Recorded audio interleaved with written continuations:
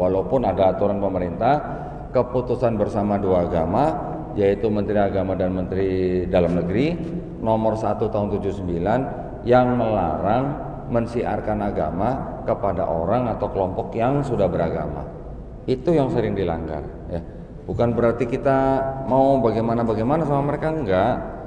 Silahkan beribadah, kita nggak ganggu. Silahkan mendirikan rumah ibadah jika memenuhi syarat. Semua udah ada aturannya, tinggal diikuti saja. Nah, tapi ternyata memang saudara kita ini yang ngakunya ajaran kasih masih sering oknum-oknumnya melakukan pelanggaran di lapangan, ya. Membangun gereja dengan melanggar prosedur, mensiarkan agama kepada orang-orang yang sudah beragama. Ini yang sering dilanggar. Maka itu kami merasa perlu untuk memberikan atau membagikan informasi-informasi ini kepada Bapak-bapak Ibu di sini, supaya apa? Supaya bisa terbentengi akidah Bapak-bapak dan Ibu, di mana Bapak Ibu juga bisa membentengi akidah keluarga, saudara, teman, handai tolan. Dari apa? Dari upaya-upaya pemurtadan, gitu ya. Kami dari Yayasan Pembina Mu'alaf At-Tauhid yang berpusat di Surabaya, selain daripada kami membantu orang yang mau masuk Islam tanpa paksaan, ya, kami membina mereka sampai mereka bisa menjalankan Islam dengan baik. Kami juga melakukan yang namanya perang pemikiran. Zaman sekarang sudah tidak zaman perang fisik, makanya kita melakukan perang pemikiran. Untuk apa? Tetap untuk memerangi kekufuran, ya. Bukan berarti kita membenci orang kaum kufarnya, tetapi kita harus memberikan atau memberitahukan kabar kebenaran kepada mereka dengan cara-cara yang tidak melanggar hukum, gitu ya. Alhamdulillah, saya sebagai Ketua Litbang di Yayasan Pembina Mu'alaf At-Tauhid, saya diperintahkan untuk berdebat dengan pendeta setahun minimal 2 kali. Ya, saya harus cari tempat, kita bayar tempatnya, kita sediain kamar, makan dan sebagainya yang bagus untuk para pendeta supaya mau berdebat dengan saya. Yang diperdebatkan macam-macam, bisa Bible, bisa Quran, yang penting mengedukasi, ya, mengedukasi yang menonton baik yang muslim maupun yang belum. Saya sebutnya belum muslim, bukan non muslim, ya. Kalau kita sebut belum muslim kan insya Allah mereka jadi muslim. Tadi saya mengatakan bahwa di dalam kitab Kristen banyak terjadi kontradiksi, ya, kemudian ayat-ayat tambahan, sisipan, pinjaman, dan juga ada plagiarisme. Untuk keadaan seperti itu, waktu itu saya menganggap bahwa kitab saya tidak bisa dikatakan sebagai kitab suci, ya, karena ada ayat-ayat seperti itu. Kalau di Quran ada nggak?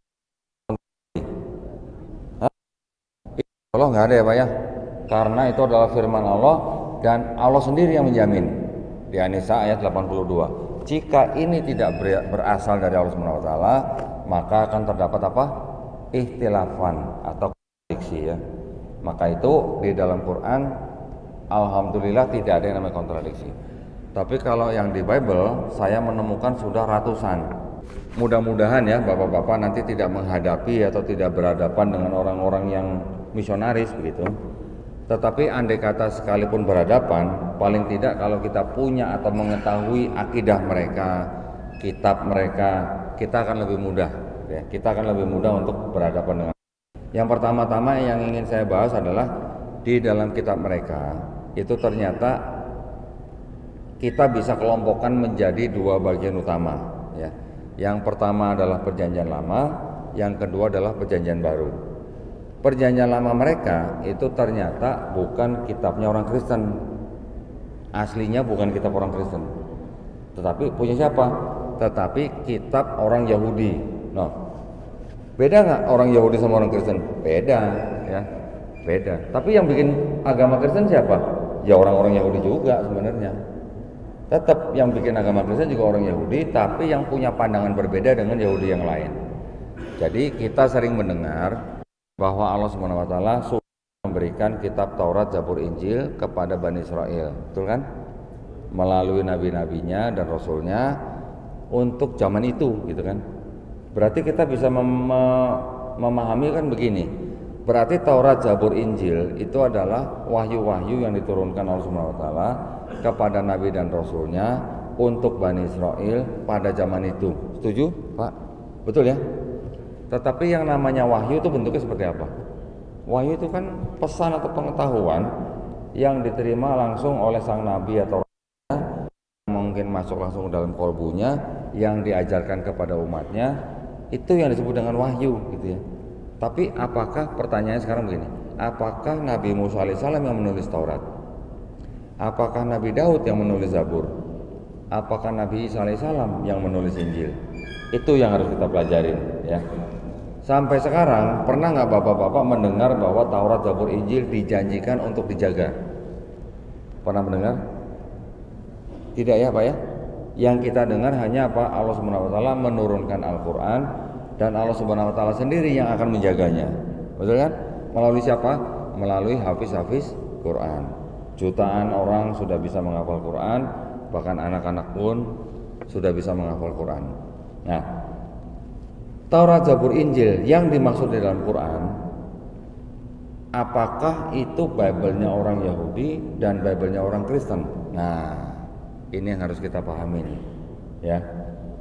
Kalau kita pelajari siapa yang menulis Bible mereka, di mana ditulis, kapan ditulis, ya, ternyata Bible-nya orang Yahudi itu bukan tulisan Nabi Musa alaihissalam, bukan tulisan Nabi Daud alaihissalam, dan juga bukan tulisan pengikut-pengikut Nabi Musa dan Nabi Daud alaihissalam yang pernah ketemu dengan nabinya. Beda dengan Quran gitu.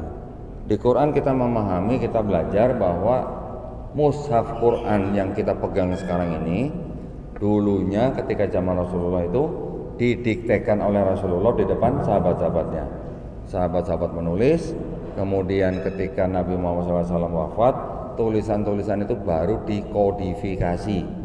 Dikodifikasi itu artinya dites bacaannya betul, kalau masuk ke dalam Quran, di dalam mushaf. Dikodifikasi oleh sebuah tim yang mana di dalam tim itu adalah orang-orang yang sudah hafal Quran, sudah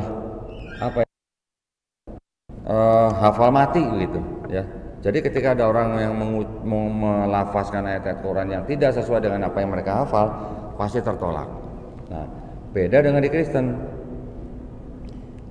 Beda dengan di Yahudi dan Kristen. Di Yahudi ternyata Bible mereka tidak ditulis oleh Nabi Musa dan Nabi Daud alaihissalam dan pengikut-pengikutnya. Di dalam Bible-nya Kristen juga ternyata tidak ditulis oleh Nabi Isa alaihissalam atau Yesus, dan juga tidak ditulis oleh Hawariyun atau murid-murid atau sahabat-sahabat Nabi Isa alaihissalam. Dari mana saya tahu? Ternyata sumber-sumbernya itu malah dari Kristen dan Yahudi sendiri gitu ya.